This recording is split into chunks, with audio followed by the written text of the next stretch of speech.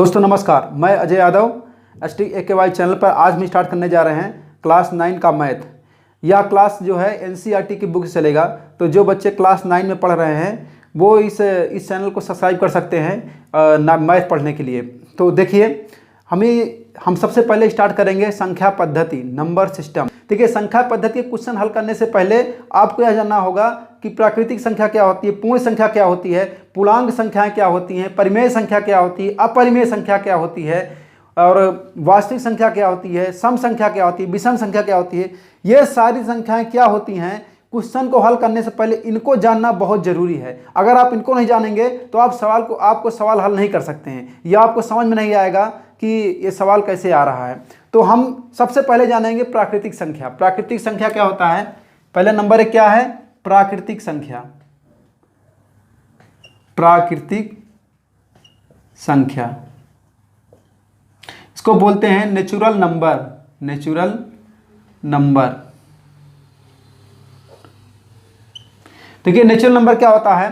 जो गिनती की संख्या होती हैं, जो आप लोगों ने गिनती की संख्याएं पढ़ा हुआ है, 1 2 3 4 5 6 7 8 9 10 11, मतलब 1 से लेकर अनंत तक, 1 2 3 4 5 6 7 अनंत तक जितनी भी संख्या हैं, उन सारी संख्याओं क्या बोलते हैं? उन सारी संख्याओं को प्राकृतिक संख्या बोलते हैं। जैसे क्या होती है? 1, 2, 3, 4, 5, 6, मतलब जो गिनती की संख्याएं होती हैं, हम लोग जो क्लास 1 में क्लास 2 में जो गिनती पढ़े हैं, गिनती की संख्याएं जो होती हैं, वही संख्या क्या होती हैं? वही संख्याएं होती हैं ये प्राकृतिक संख्या या नेचुरल नंबर होती हैं। नंबर 2 होता है पूर्ण संख्या। नंबर 2 क्या है? पूर्ण संख्याएं। पूर्ण संख्या। पूर्ण संख्याएं क्या होती हैं? पूर्ण संख्याएं मतलब whole number. Whole number. Whole number क्या होता है? अब देखिए, जो गिनती की संख्याएं हैं, इन संख्याओं को अगर 0 से हम स्टार्ट करें, मतलब 0 को भी जोड़ दो, 0 1 2 3 4 5 6 7, तो इस प्रकार जितनी भी संख्या अनंत तक, कहां तक? अनंत तक। अनंत तक मतलब 0, अगर प्राकृतिक संख्या में हम 0 जोड़ दिए, मतलब 0 से लेकर के ये अनंत तक जितनी संख्याएं, कौन संख्याएं हैं? ये पूर्ण संख्याएं हैं। ध्यान दीजिए, प्राकृतिक संख्या कौन सी होती है? गिनती की संख्या। अब पूर्ण संख्या क्या होती है? प्राकृतिक संख्या में 0 जोड़ दिए तो वो पूर्ण संख्या है। कहने का मतलब एक क्या है? एक पूर्ण संख्या है, एक प्राकृतिक संख्या भी है। मतलब एक प्राकृतिक संख्या भी है, पूर्ण संख्या भी है, 2 प्राकृतिक संख्या भी है और पूर्ण संख्या भी है। लेकिन 0 क्या है? 0 तो पूर्ण संख्या है पर प्राकृतिक संख्या नहीं है। 0 क्या है? पूर्ण संख्या है, लेकिन प्राकृतिक संख्या नहीं है। नंबर 3 देखिए, नंबर 3 क्या है? पूर्णांक संख्या। पूर्णांक संख्याएं। पूर्णांक संख्याएं। देखिए, पूर्णांक संख्याएं क्या है? इनको बोलते हैं integers number. Integers number. Integers number क्या होती है? देखिए, अभी तक हमने जो संख्याएं पढ़ा है, इसमें क्या है? ये दोनों संख्याएं क्या है? धनात्मक हैं, मतलब इसमें ऋण का चिन्ह नहीं है, ये ऋणात्मक नहीं है। लेकिन इंटीजर्स नंबर क्या होता है? अगर मान लीजिए वही संख्या, अगर हम मान लीजिए -3 है, -2, -1, -0, -1, -2, -3, तो ये जो संख्याएं हैं, अगर इन्हीं में ऋणात्मक संख्याओं को जोड़ दिया जाए, मतलब कि पूर्ण संख्याओं में हम ऋणात्मक संख्या को भी ले लें, तो कौन संख्या कहलाती हैं? वो पूर्णांक संख्याएं कहलाती हैं। ध्यान समझिए, देखिए, ये जो पूर्णांक संख्याएं हैं, पूर्णांक संख्या में एक भी पूर्णांक संख्या है, -1 ही पूर्णांक संख्या है। मतलब कि एक जो है ये पूर्ण संख्या भी है, प्राकृतिक संख्या भी है और पूर्णांक संख्या भी है। 0 क्या है? पूर्ण संख्या भी है, पूर्णांक संख्या भी है, लेकिन प्राकृतिक संख्या नहीं है। अब देखिए, अब ये जो माइनस वाली संख्या है, -3, -2, -1, ये -3 क्या है? ये पूर्णांक संख्या तो है, लेकिन पूर्ण संख्या नहीं है, क्योंकि पूर्ण संख्या क्या? 0 से स्टार्ट होता है, 0 से लेकर 1 2 अनंत तक।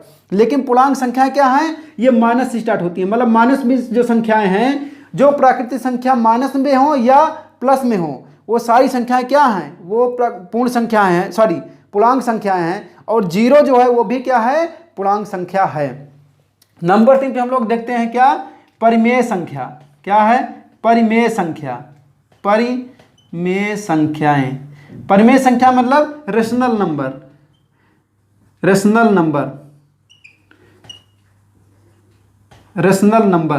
देखिए, परिमेय संख्या क्या होती हैं? वह संख्याएं जिनको हम P/Q के रूप में लिख सकें। ध्यान समझिए, वह संख्याएं जिनको हम P/Q के रूप में लिख सकें। P बाय Q का मतलब क्या है, ये इसका मतलब है भिन्न। जिन संख्याओं को हम इन भिन्न के रूप में लिख सकें, P बाय Q के रूप में लिख सकें, लेकिन यहाँ पे Q इक्वल टू 0 नहीं होना चाहिए, Q इक्वल टू 0 नहीं होना चाहिए। 0 ना होने का चिन्ह होता है Q is not equal then to 0, मतलब Q 0 नहीं होना चाहिए। मतलब कहने का मतलब है जो भिन्न है, भिन्न का अगर हर 0 नहीं है तो वो संख्या जो है वो क्या है, वो परिमेय संख्याएं हैं। ध्यान समझिए फिर से, P जो संख्याएं, जिन संख्याओं को हम P बाई Q के रूप में लिख सकें या भिन्न के रूप में लिख सकें और उनका जो हर है, हर 0 नहीं होना चाहिए, वो संख्याएं क्या कहलाती हैं, वो सारी संख्याएं परिमेय संख्याएं कहलाती हैं। जैसे मान चलिए कि ये क्या है 2/5, 2/5 क्या है, ये परिमेय संख्या है। या कह सकते हैं कि मान लीजिए 3 भी क्या है, परिमेय संख्या है। क्यों? क्योंकि 3/1 लिख सकते हैं। देखो 1 से हम किसी संख्या को गुणा करेंगे या किसी संख्या को भाग करेंगे तो कोई फर्क नहीं पड़ता है। हम 1 से 1 को किसी संख्या गुणा कीजिए, मान लीजिए हम 3 को 1 से भाग देंगे तो क्या होगा, 3 1 के 3, मतलब फिर भी आंसर क्या आएगा, 3 ही आएगा। हम अगर 1 से 3 गुणा करेंगे तो आंसर क्या आएगा, 3 ही आएगा। मतलब 1 से किसी संख्या गुणा करने पर, किसी संख्या को भाग देने पर कोई फर्क नहीं पड़ता है। तो इसका मतलब 3/1 क्या है, ये भी परिमेय संख्या है। 4 देखा, ये भी परिमेय संख्या है। क्यों? क्योंकि 4 को हम 4/1 के रूप में लिख सकते हैं। देखिए 0 भी परिमेय संख्या है। क्यों? क्योंकि 0 को हम 0/1 लिख सकते हैं। तो 0/1 क्या है, ये परिमेय संख्या है। तो 0 भी क्या है, परिमेय संख्या है। कहने का मतलब ये है, जो अभी तक हम लोग पढ़े हैं कि पूर्णांक संख्याएं, पूर्ण संख्याएं और प्राकृतिक संख्याएं, ये सारी संख्याएं क्या, परिमेय संख्याएं ऑलरेडी हैं। एक सारी संख्याएं क्या हैं, परिमेय संख्याएं हैं। तो आपको ये समझना होगा कि परिमेय संख्या क्या होती है, जो भिन्न के रूप में है बट उसका हर 0 नहीं होना चाहिए, वही क्या है, वही परिमेय संख्या। इसके बाद हम लोग पढ़ेंगे अपरिमेय संख्या। अपरिमेय संख्या नंबर 4 क्या है, अपरिमेय संख्या। अपरिमेय संख्या, अपरिमेय संख्याएं, इसे बोलते हैं इंग्लिश में irrational number. Irrational number, irrational numbers क्या होता है, देखिए जिन संख्याओं को हम P बाई Q के रूप में नहीं लिख सकें या जिन संख्याओं को हम भिन्न के रूप में नहीं लिख सकते हैं, वो संख्या क्या कहलाती हैं, अपरिमेय संख्या कहलाती हैं। ध्यान समझिएगा, जिन संख्याओं को हम भिन्न के रूप में नहीं लिख सकते हैं वही संख्याएं क्या हैं, अपरिमेय संख्या। जैसे मान लीजिए कि √2 क्या है, ये परिमेय संख्या है। √2 का मतलब हुआ 2 का वर्गमूल। अगर हम 2 का वर्गमूल लेंगे तो क्या आएगा, 1.4142135, मतलब ऐसा आता ही जाएगा, ऐसा ये इस आता ही जाएगा। लेकिन इसका वर्गमूल, फाइनल वर्गमूल आ नहीं पाएगा, इसका पूर्ण रूप से वर्गमूल हम नहीं निकाल सकते हैं। तो ऐसी संख्याओं क्या कहेंगे, अपरिमेय संख्याएं। अब देखिए हम इसको P बाई Q के रूप में क्यों नहीं लिख सकते हैं। मान लीजिए अगर दिया हुआ है 2.5, अब 2.5 क्या लिख सकते हैं हम, 25/10 लिख सकते हैं। मतलब दशमलव यहाँ से हटाएंगे तो क्या नीचे 1 लिख के 0 बढ़ जाएगा। तो ये क्या है, ये एक परिमेय संख्या है। ये क्या है, परिमेय संख्या है। लेकिन अगर हम इसको दशमलव हटा के हम भिन्न के रूप में लिखना चाहेंगे तो मान लीजिए हम 1.4 ये कहाँ तक लिखेंगे, मतलब 1 लिख करके हम कितना 0 बढ़ाएंगे, 1 लिख कर हम कितना 0 बढ़ाएंगे, तो ये जो है खत्म ही नहीं होगा।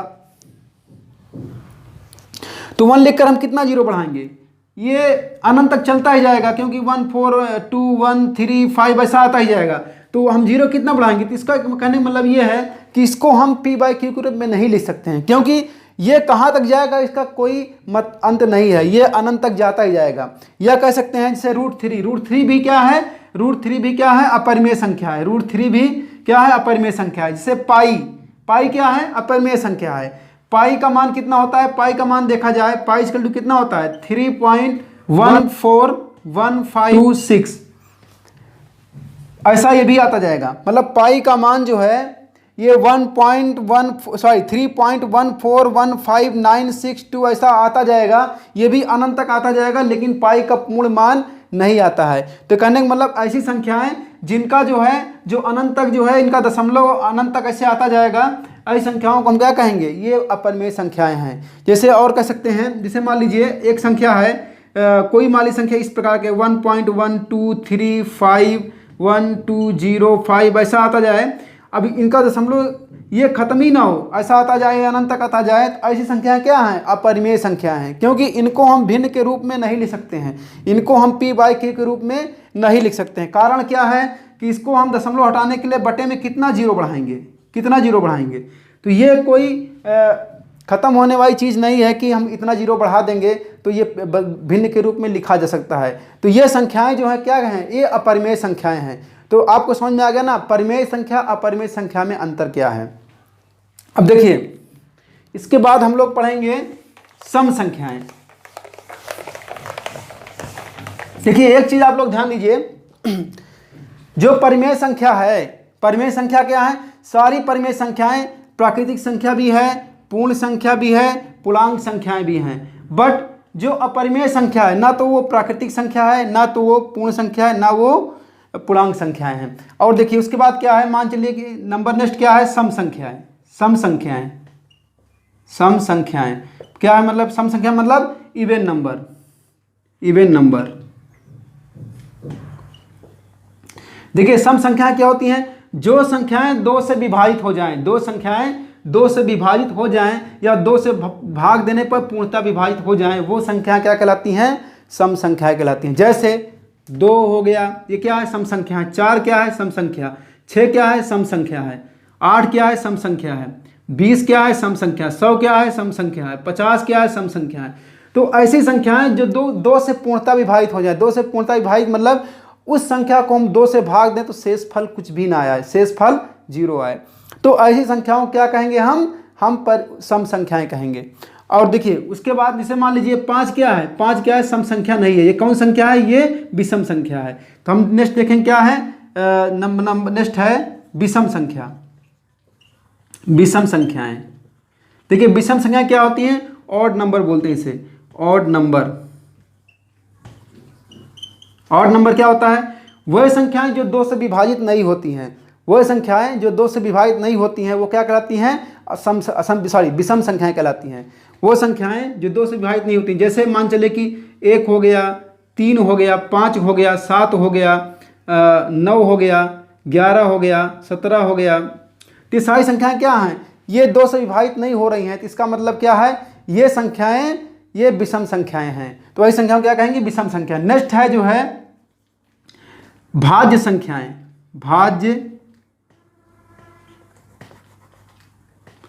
भाज्य संख्याएं। भाज्य संख्याएं क्या होती हैं? वह संख्याएं जो एक के अलावा किसी और संख्या से विभाजित हो जाती है, उन संख्याओं क्या कहेंगे? हम भाज्य संख्याएं कहते हैं। जैसे मान चलिए कि 4 क्या है? ये 2 से विभाजित हो जाएगा।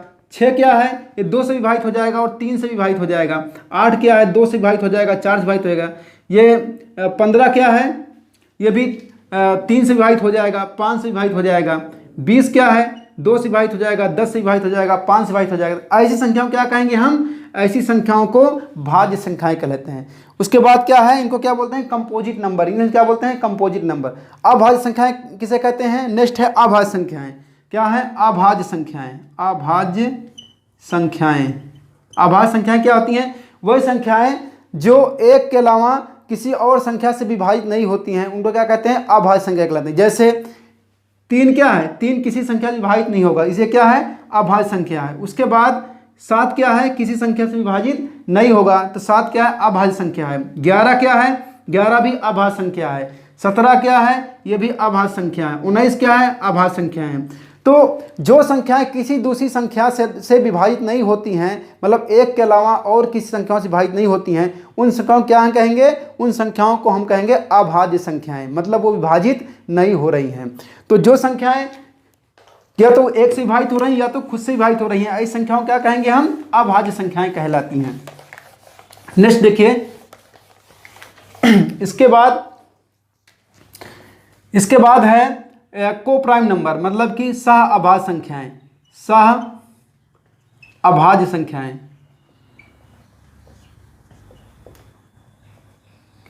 किसे बोलते हैं? को प्राइम नंबर। को प्राइम नंबर। देखिए को प्राइम नंबर क्या कहलाता है?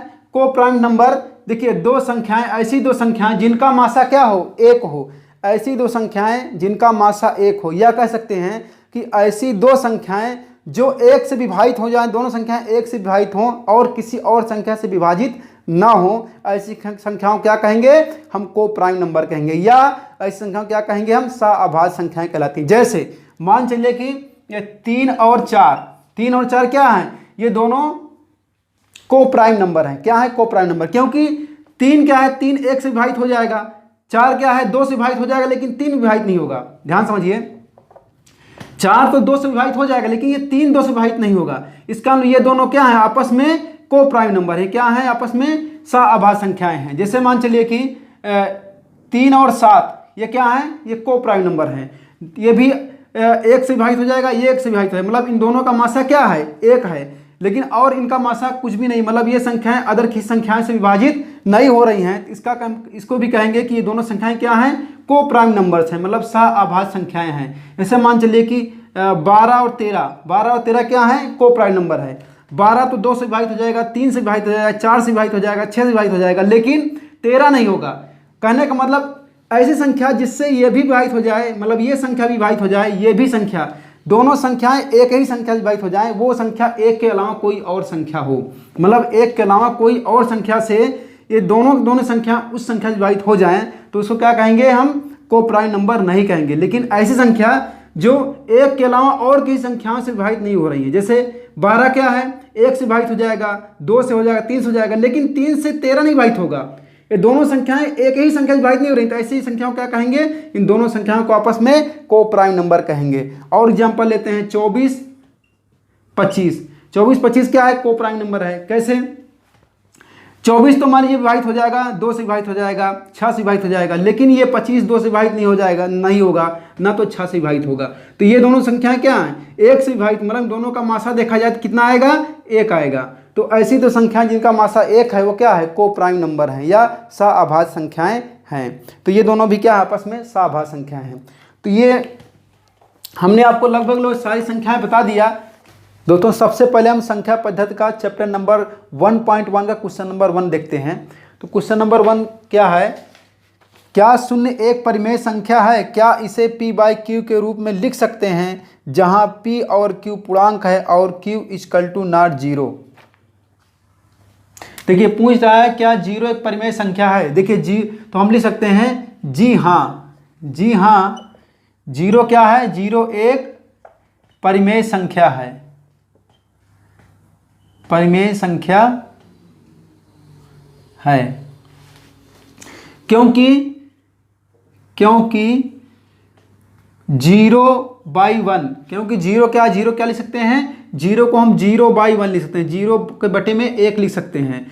0/1 जो है ये p/q के रूप में है, q के रूप में है, जहां q = 0 है, मतलब q = 0 नहीं है। तो हम कह सकते हैं कि 0 क्या है एक परिमेय संख्या है। हम आपको पहले बताए थे कि प्राकृतिक संख्या और 0 क्या पूर्ण संख्या है, पूर्ण संख्या भी है पूर्णांक संख्या भी है, और सारी पूर्णांक संख्याएं पूर्ण संख्याएं प्राकृतिक संख्या क्या हैं परिमेय संख्याएं हैं। तो क्या है 0 क्या है परिमेय संख्याएं हैं, और इसको p/q के रूप में लिख सकते हैं। क्योंकि देखिए 0 को हम क्या लिखते हैं 0/1, और 0/1 का मतलब ही 0 हुआ। तो मतलब कहने का मतलब ये है कि उसके हर में 0 नहीं है, हर में हम 1 लिख सकते हैं और यह भिन्न के रूप में लिखा जा सकता है, इसलिए यह एक परिमेय संख्या है। क्वेश्चन नंबर 2 देखिए कि 3 और 4 के बीच 6 परिमेय संख्याएं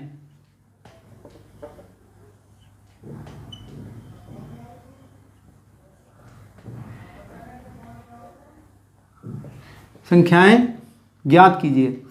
देखिए 3 और 4 के बीच क्या पूछ रहा है 6 परिमेय संख्याएं ज्ञात कीजिए।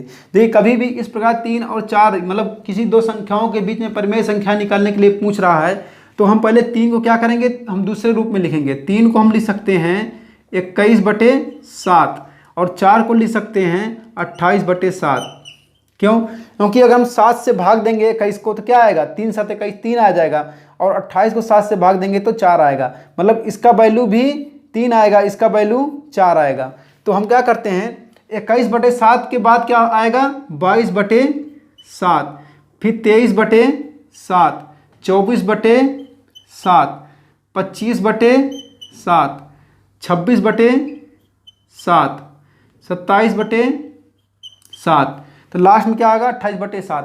तो मतलब 21/7 का मतलब हुआ 3 और 28/7 का मतलब हुआ 4। तो 3 और 4 के बीच में ये 6 परिमेय संख्याएं हैं।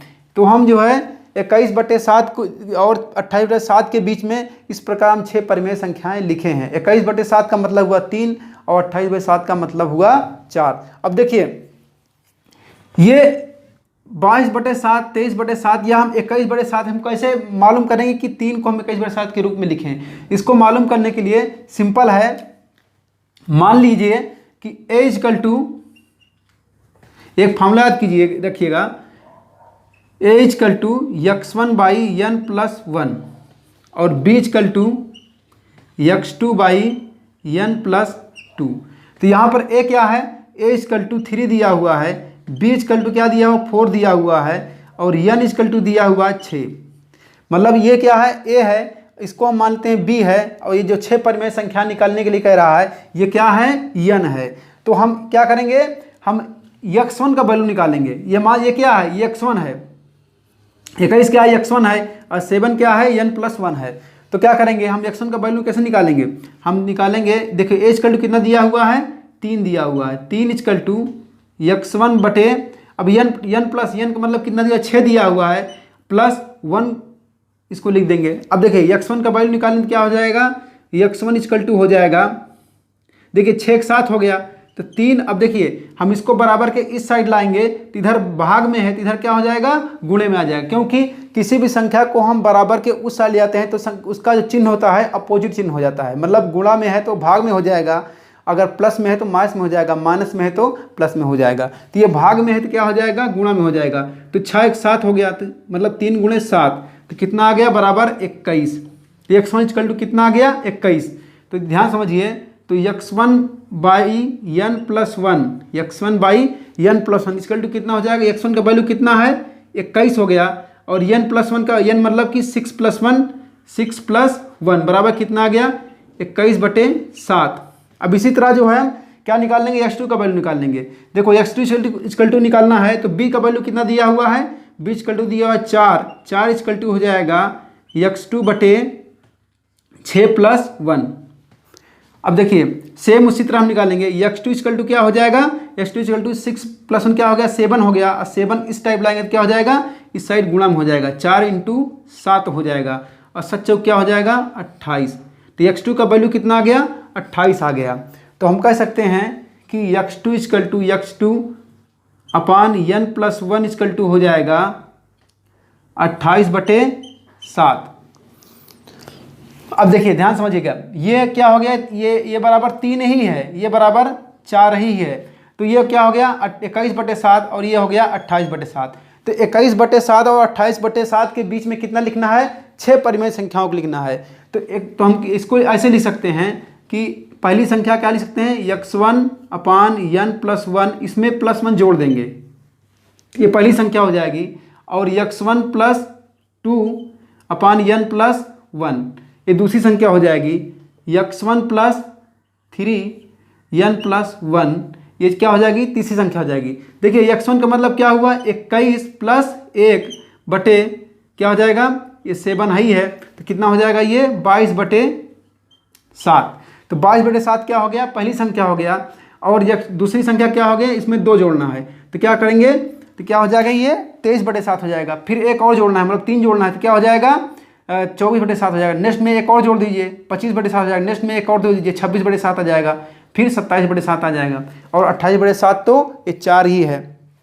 तो कहने का मतलब ये है 3 और 4 के बीच जो है ये 6 परिमेय संख्याएं ज्ञात करने के लिए हम जो है इन दोनों फार्मूले का सहारा लेंगे। इन दोनों फार्मूलों के सहारे से हम किसी भी 2 संख्याओं के बीच कितनी भी परिमेय संख्याएं ज्ञात कर सकते हैं।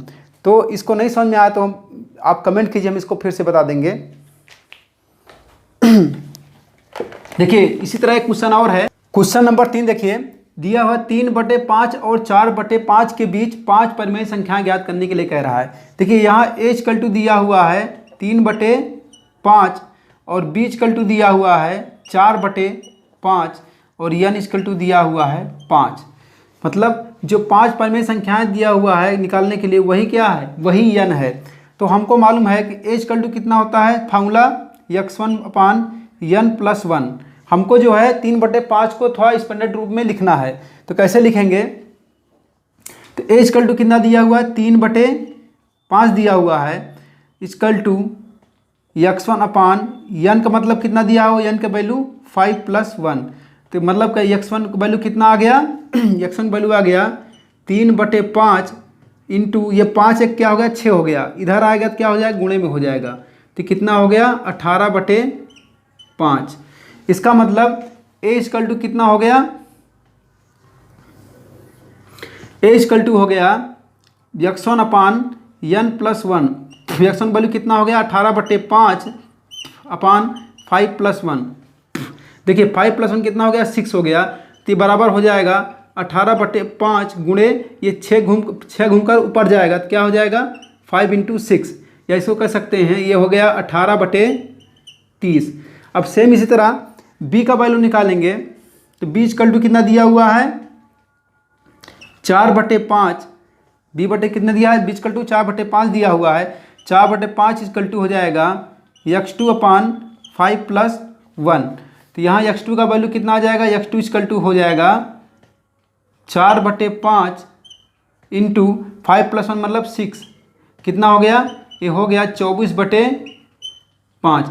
x2 का वैल्यू कितना आ गया 24/5 आ गया। तो b इक्वल टू कितना हो जाएगा, b इक्वल टू हो जाएगा ये 24 सेम उसी फार्मूले पर x2/n+1। तो इसका मतलब हो जाएगा 24/5 हो गया, अपान n+1 है तो 5+1। तो इसका वैल्यू कितना आ जाएगा 24/30 आ जाएगा। मतलब कि 3/5 को हम बराबर कितना हो गया 18/30 हो गया, और 4/5 इक्वल टू कितना हो गया 24/30 हो गया। तो हमको 18/30 और 24/30 के बीच में कितना लिखना है, 5 परिमेय संख्या लिखना है। ध्यान समझिए 18/30 और 24/30 के बीच में 5 परिमेय संख्या लिखना है। तो 18 हम यहाँ लिख देंगे, अतः 5 परिमेय संख्याएं, 5 परिमेय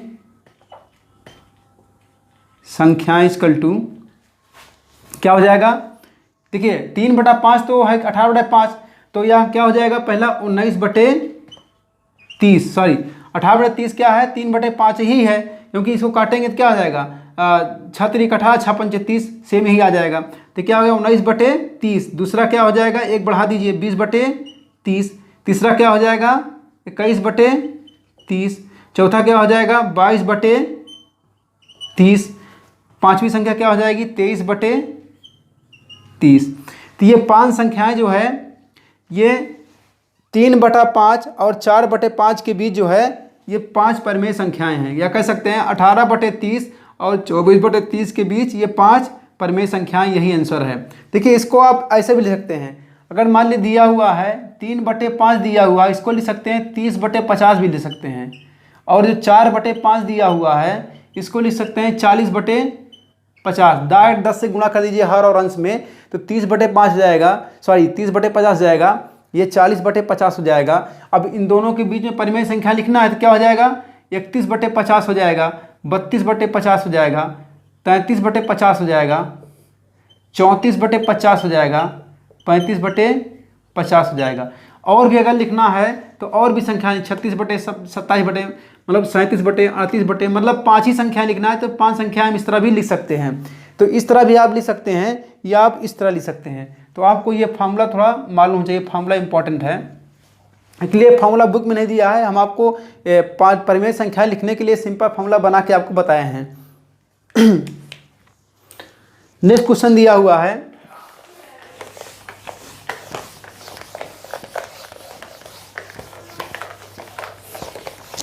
देखिए क्वेश्चन नंबर 4 क्या कह रहा है। क्वेश्चन नंबर 4 में कह रहा है कि नीचे दिए गए कथन सत्य हैं या असत्य, कारण के साथ उत्तर दीजिए। पहला दिया हुआ है प्रत्येक प्राकृतिक संख्या एक पूर्ण संख्या है। तो तो इसका उत्तर क्या हो जाएगा? सत्य। सत्य। अब कारण कारण कारण लिखकर कारण लिख के लिखना है। कारण क्या है? देखिए मैं आपको पहले बताया था कि प्राकृतिक संख्या क्या है, 1 2 3 4 डॉट डॉट मतलब अनंत तक, एक से लेकर अनंत तक क्या संख्या, जो संख्याएं हैं वो क्या है, वो प्राकृतिक संख्या है। मतलब जो गिनती वाली संख्या है वो प्राकृतिक संख्या है। अब पूर्ण संख्याएं क्या है, उसमें अगर आप 0 लगा दिए, 0 1 2 3 4 5 मतलब ये भी अनंत तक, ये क्या है, पूर्ण संख्याएं हैं। तो कह रहा है प्रत्येक प्राकृतिक संख्या एक पूर्ण संख्या है। तो ये जितनी प्राकृतिक संख्या, 1 भी पूर्ण संख्या है, 2 भी पूर्ण संख्या है, 3 भी पूर्ण संख्या है, 4 भी पूर्ण संख्या है, 5 भी पूर्ण संख्या है। मतलब जितनी प्राकृतिक संख्याएं वो क्या है, पूर्ण संख्याएं हैं। लेकिन ये पूर्ण संख्या 0 क्या है, पूर्ण संख्या है, लेकिन प्राकृतिक संख्या नहीं है। लेकिन हमको क्वेश्चन क्या कह रहा है कि ये संख्याएं पूर्ण संख्याएं हैं कि नहीं है, मतलब प्राकृतिक संख्याएं हैं कि नहीं है। तो ये सारी प्राकृतिक संख्याएं ये पूर्ण संख्याएं भी हैं, समझे ना। तो इसका उत्तर क्या आ जाएगा, हम लिख सकते हैं कि पूर्ण संख्याओं में 0 के अलावा और सारी प्राकृतिक और जो संख्याएं सारी प्राकृतिक संख्याएं होती हैं। नेक्स्ट क्या है, नंबर 1। नंबर 2 क्वेश्चन कह रहा है प्रत्येक पूर्णांक एक पूर्ण संख्या होती है। देखिए प्रत्येक पूर्णांक एक पूर्ण संख्या होती कह रहा है। तो जितने भी मैं आपको बताता हूं कि ये पूर्णांक क्या है, -3 क्या है, पूर्णांक है, -2 क्या है, पूर्णांक है। लेकिन ये क्या है, ये पूर्ण संख्या नहीं है, क्योंकि पूर्ण संख्या कहाँ स्टार्ट होती है, 0 से लेकर स्टार्ट होती है, 0 से 1 2 3 4। तो ये क्या, ये पूर्णांक संख्याएं तो हैं पर पूर्ण संख्या नहीं है। तो जो कथन है क्या है, वो असत्य है। हम ऐसे लिखेंगे असत्य, असत्य। कारण में लिखेंगे या लिखेंगे असत्य है, क्योंकि -2 क्या है, -2 पूर्णांक संख्या है, पूर्णांक संख्या है, लेकिन पूर्ण संख्या नहीं है। मैं आपको पहले बताया था ना कि पूर्णांक संख्याएं क्या होती हैं, जो माइनस में होती, जो माइनस में संख्याएं होती हैं वो भी पूर्णांक संख्याएं कहलाती हैं, जो प्लस में होती हैं वही पूर्णांक संख्या कहलाती हैं। तो जो पूर्णांक संख्याएं हैं वो सारी पूर्णांक संख्याएं जो है, सारी पूर्णांक संख्याएं पूर्ण संख्या नहीं होती हैं। उसमें कुछ पूर्ण, जो धनात्मक पूर्णांक संख्याएं वो क्या होती हैं, पूर्ण संख्या होती हैं, लेकिन जो ऋणात्मक पूर्णांक संख्याएं वो पूर्ण संख्या नहीं होती हैं। तो जो कह रहा है कि प्रत्येक पूर्णांक संख्याएं पूर्ण संख्या हैं, तो क्या क्वेश्चन है, यह कथन क्या है, असत्य है, क्योंकि -2 तो पूर्णांक संख्या है लेकिन ये पूर्ण संख्या नहीं है। नंबर 3 क्या कह रहा है, प्रत्येक परिमेय संख्या एक पूर्ण संख्या होती है। यह भी असत्य है, असत्य, असत्य है, असत्य है। क्योंकि 1/2 क्या है, ये परिमेय संख्या है, लेकिन 1/2 क्या है, 1/2 परिमेय संख्या है, परिमेय संख्या है, लेकिन पूर्ण संख्या नहीं है, पूर्ण संख्या नहीं है। ध्यान समझिए, पूर्ण संख्याएं क्या होती हैं, 0 के अलावा जो प्राकृतिक संख्याएं होती हैं, गिनती वाली संख्याएं होती हैं, वही पूर्ण संख्या होती हैं। लेकिन ये क्या है, ये तो परिमेय संख्या है लेकिन पूर्ण संख्या नहीं है। 1/2 क्या है, पूर्ण संख्या नहीं है, क्योंकि पूर्ण संख्या क्या होती हैं, पूर्ण रूप में होनी चाहिए। तो 1/2 क्या है, परिमेय संख्या है लेकिन पूर्ण संख्या नहीं है। यह कथन क्या है, असत्य है। तो पहला कथन सत्य है, बाकी 2 कथन क्या है, असत्य हैं। आपको कारण भी मैं बता दिया।